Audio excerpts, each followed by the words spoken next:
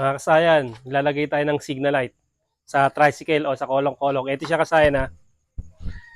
Ito, wala nang kalito-lito sa mga nasa likod natin. Siguradong alam nila kung saan tayo pupunta. Ganito na yung gagawin kasayan ha. Ito yung pormahan natin. Bali ito, Rusi, Honda, parehas yung mga color coding. Motorstar, Motopost. Yung kaliwang signal light niya, orange. Tapos green yung ground. Tapos sa kanan naman niya ay light blue. Tapos green yung ground natin ha. Bubutasin ko dapat dito kasayang kaya lang nahiram yung ating barena. Kaya pansamantala dito na lang muna siya lalagay. Saka ko na siya bubutasan. Kasi pag binutasan natin yan, mas maganda, malinis yung wiring. Parang ganito sa Eagle Eye. Ito lang dati nakalagay natin. Signal light, park light, tsaka brake light. Ganito gagawin nyo kasi lagyan nyo siya ng ano. Lagyan nyo ng itong shoe glue.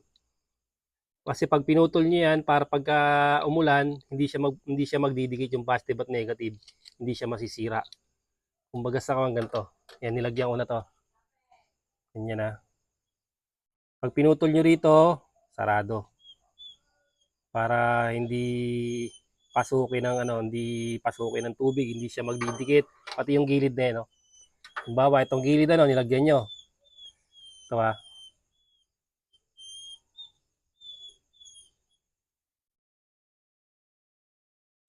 Nababayan sa baba. Yan.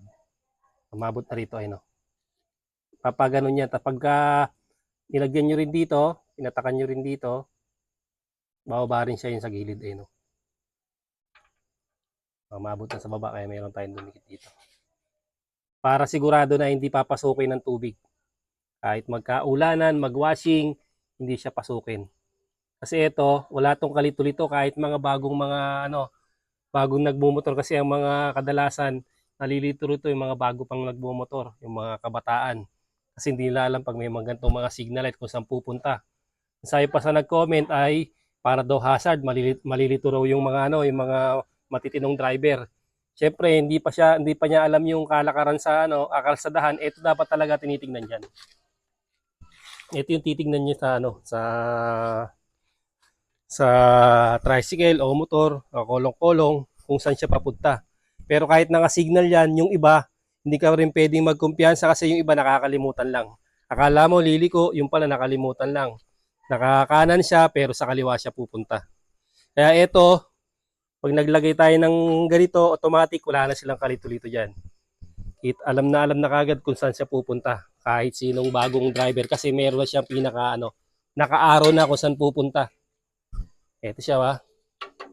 Kahit anong uri ng motor ha, ito ang color coding lang nito ay light blue tsaka yung orange. Ito siya oh. Ang kukunin nyo lang dito, yung light blue at yung orange. Tapos, ganito nyo siya hanapin. Doon tayo sa loob.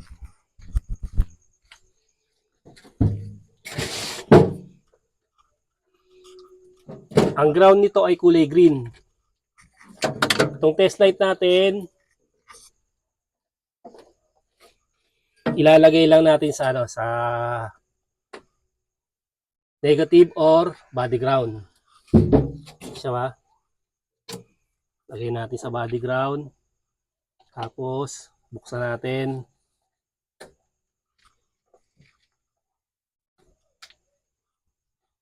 Signal natin. Yan, signal light tayo. Ang signal light natin ay kanan. Ang hahanapin natin ngayon ay kanan. Yun nandito.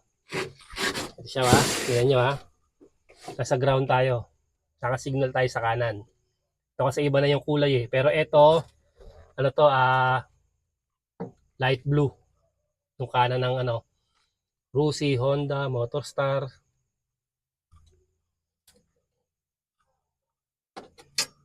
Ayan ang magandang ground.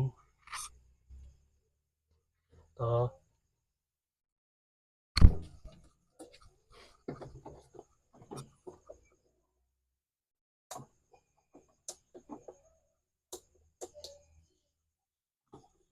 So tayo.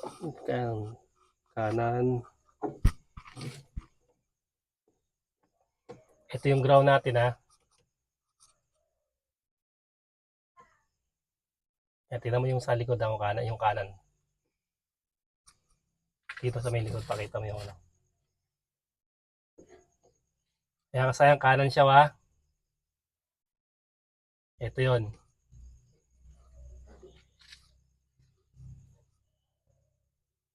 Mahina yan. Yan yung kanan natin ha. Yan ang pagganap. Halimbawa yung ginamit yung wire magkakaiba. Signal nyo sa kanan tapos kung ano yung iilaw pagka kumanan, yun ang signal light sa kanan. Sa kaliwa naman, pag nilipat nyo, wala siya ha. Pag nilipat nyo yung signal, ito siya. Ayan. Ibig sabihin, ito yung signal light ng kaliwa. Ito yung orange. Ito naman yung light blue. Kung halimbawa, Kawasaki naman yung motor mo, kulay green, tsaka yung gray yung signal light mo. Kung Yamaha naman, dark brown, tsaka dark green naman yung signal light mo. Kung Suzuki naman, light green, saka black yung signal light mo. Yun lang yung mga paglalagyan ng signal light. Tapos sa ground naman, lalagay natin sa positive to. Yung ground, ito yung mga body ground. Ayan, oh. Pansinin nyo, ito body ground. Oh. Ito.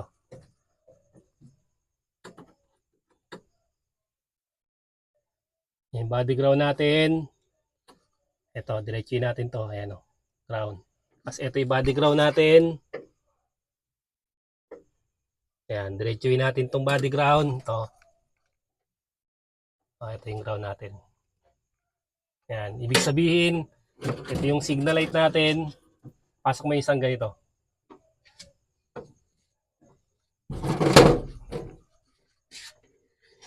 Yan. Dito. Ito siya ha. Ito yung ground natin, ilalagay natin sa ground. Ito, naka body ground lang siya ha. Kung di nyo naman ilalagay sa brown, sa ano to, sa solid green. Pag Honda tsaka Rusi. Kawasaki black yellow, Suzuki black white, tapos Yamaha black. Tapos ito sa kaliwa ito orange ha. Ibubutas natin yan. Yan siya kasaya no, na ano na kagad. Sumisignal na kagad siya. Dahil nakasignal siya sa kaliwa. Ito, body ground.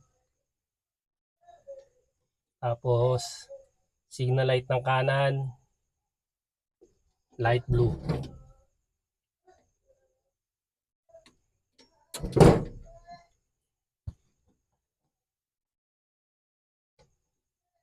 So, alam na kagad kung saan tayo pupunta rito. Dahil naka-arrow na siya, hindi na malilito yung mga nasa likod. Kahit pagwan. Okay, punta tayo sa kanan. Ayan na siya kasayan. Dati, ito lang yung signal light natin eh. O ngayon, may arrow na tayo para ano.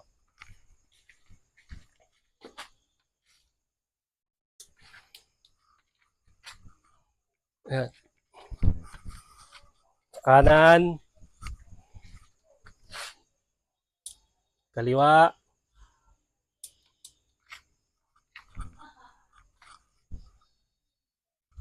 Tapos, pwede rin dating ano yan, i-hazard. Yan na nga. Kabit muna natin. May hazard.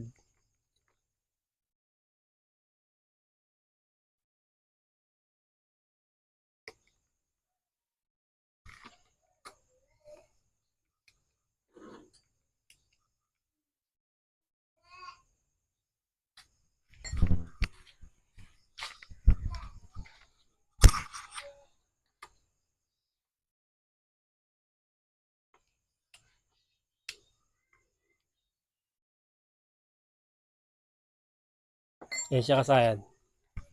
Pagka hazard, sasabay din siya. Yan, automatic yan. Hazard na hazard yan kasi kaliwat kanan. Kitang-kita rin sa araw. Hindi tayo liliko sa kaliwa, hindi tayo liliko sa kanan. Dire-diretso lang tayo o hihinto tayo. O, ganun lang kasayan yung paglalagay ng paglalagay ng signal light. Automatic naman kung may hazard kayo, mag-hazard din yan. Safe na yan. Tapos yung brake light pa natin. Yan pa. May brake light pa tayo na ano. Pagka gusto nyo gayahin tong yung gantong ano natin, signal light, park light, brake light, may video na rin tayo dyan. Oh. Hanggang dito na lang mga kasayan. Salamat sa panonood.